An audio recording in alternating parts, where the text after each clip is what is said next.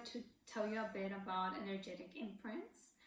And that is something which I feel like I can explain best with, like colors.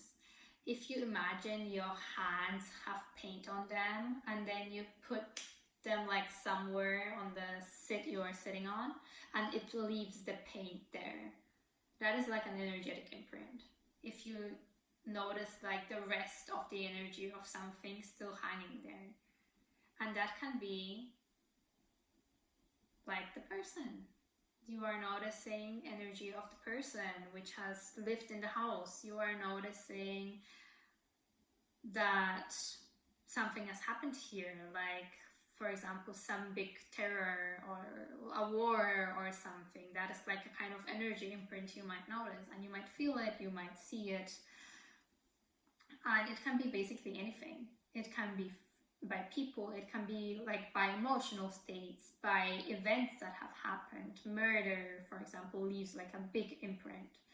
Or if something was like a temple, like a holy place, churches, they have a certain energetic imprint, which might not always be very positive.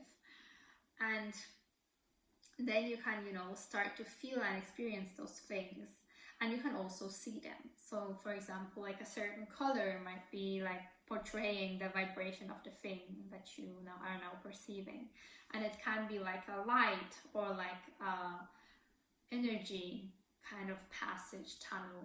It can be like a little spark that is somewhere.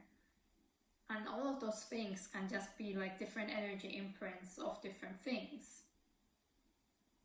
So if you notice something, you cannot really like put into words, what is this thing?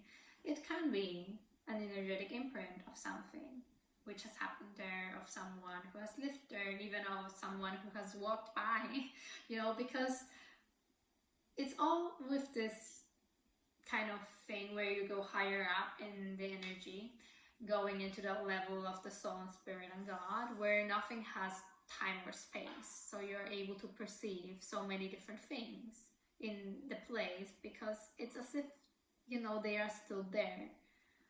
Because in a way they are. But it's just something which you can still notice energetically. Because of this thing about time and space just being non-existent on that level. It's just about now being all the time. So yeah, it's basically about that. This is just like a tip. If you notice something which you cannot put into words, you can just feel into that and see if there is any insight coming in, what it might be, where is it coming from, and then you might get also the answer to that.